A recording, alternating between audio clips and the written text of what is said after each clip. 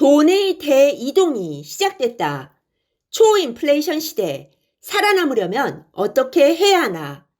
강달러 시대는 언제까지 계속될 것인가?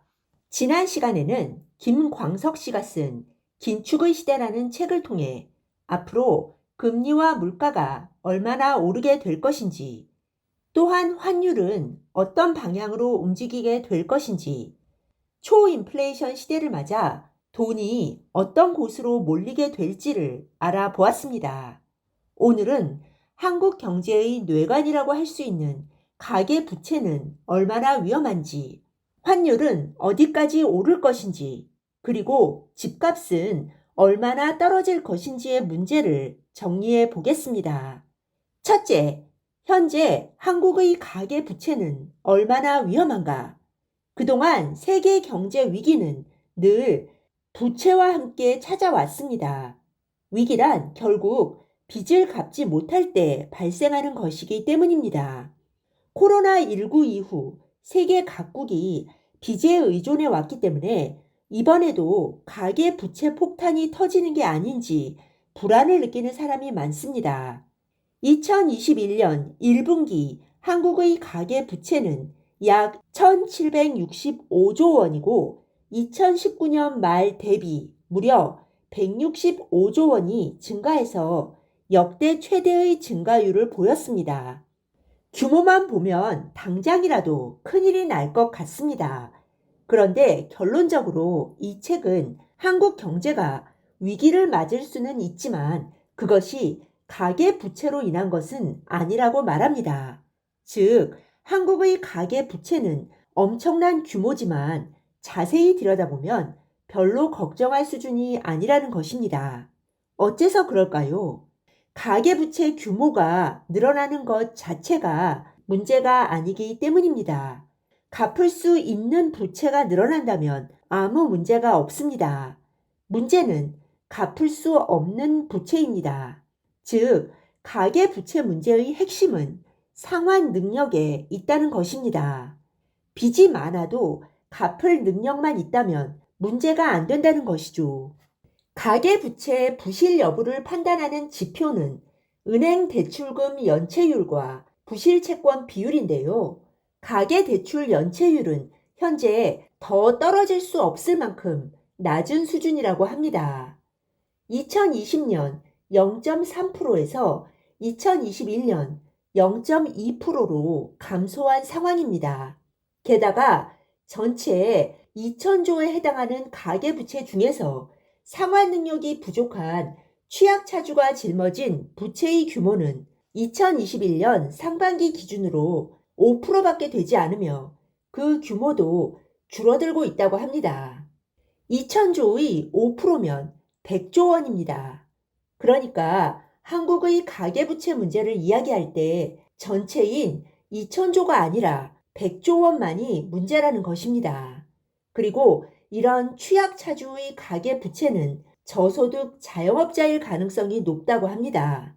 물론 이 100조 원도 문제이기는 하지만 이 정도는 한국 경제가 충분히 감당할 수 있을 정도의 규모라는 것이 이 책의 주장입니다. 둘째, 환율은 어디까지 오를 것인가? 이 책은 일반적인 인식과는 달리 가계부채보다는 환율이 더 큰 문제가 될 수 있다고 말합니다. 지금은 전 세계에서 미국 달러의 가치만 높아지고 있는 상황인데요. 이처럼 강달러 현상이 계속되면 신흥국에서 자금이 계속 유출될 수 있기 때문입니다. 이렇게 되면 신흥국 주식시장에서 외국인 자본이 빠져나가므로 신흥국의 주식시장도 안 좋아지겠죠. 위기가 발생하면 안전자산인 달러의 가치가 강해지는 것이 일반적입니다.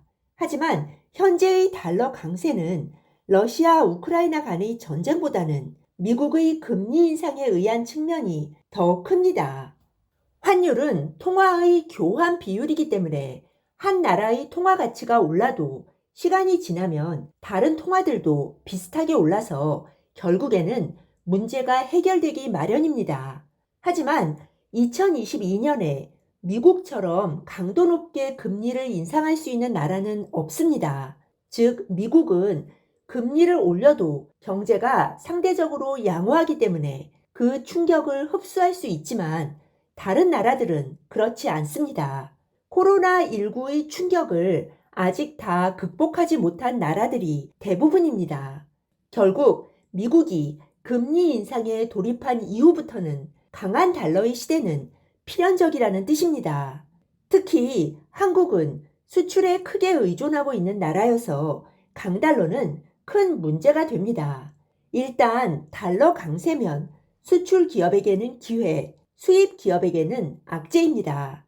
하지만 한국의 수출 기업들은 중간재 수입 비중이 높기 때문에 공급난이 더욱 가중될 우려가 있습니다. 원달러 환율이 상승하면 그 자체로도 주식시장이 큰 타격을 입지만 이후 발생할 공급난으로 인해 기업 실적이 악화되면 연쇄적인 타격이 우려된다는 것입니다. 셋째, 집값은 어디까지 떨어질 것인가?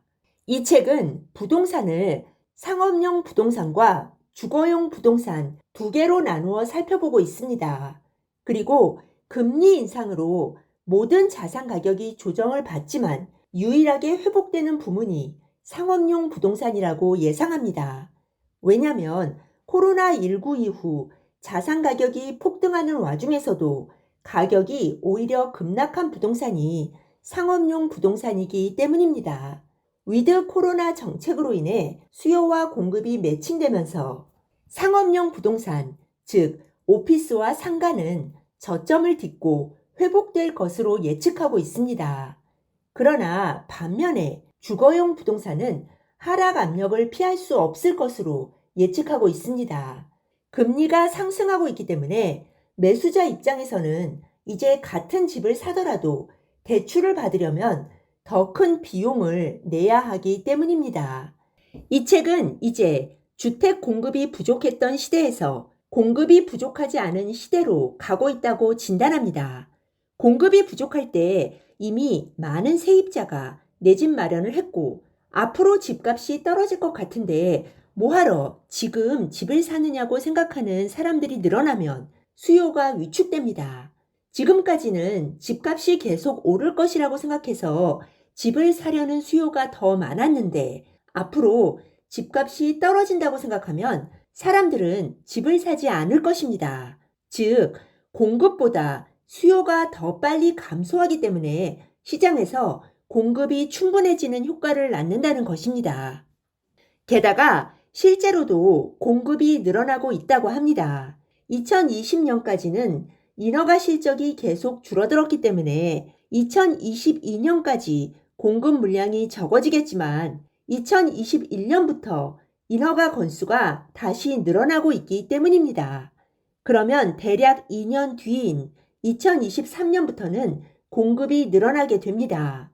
그런데 심리가 얼어붙어 있기 때문에 미분양이 증가할 것이라는 예측입니다. 실제로도 지금은 미분양 주택이 다시 늘고 있습니다. 이 책은 주거용 부동산 시장, 즉 아파트 매매 가격의 평균 증감률을 보면 하방 압력이 지배적이라고 말합니다.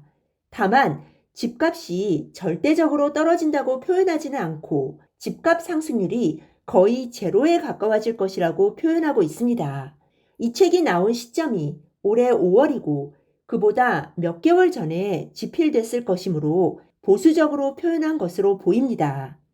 네, 오늘은 김광석 씨가 쓴 긴축의 시대라는 책을 통해 한국의 가계 부채는 얼마나 위험한지, 환율은 어디까지 오를 것인지, 그리고 집값은 어디까지 떨어질 것인지의 문제를 정리해 보았습니다. 네, 오늘 들려드린 내용이 도움이 되셨다면 구독 버튼, 좋아요 버튼 꾹 눌러주세요. 그리고 알람 버튼도 꾹 눌러주세요. 지식퀸의 새 영상이 올라오면 제일 먼저 받아보실 수 있습니다. 감사합니다. 다음에 또 만나요.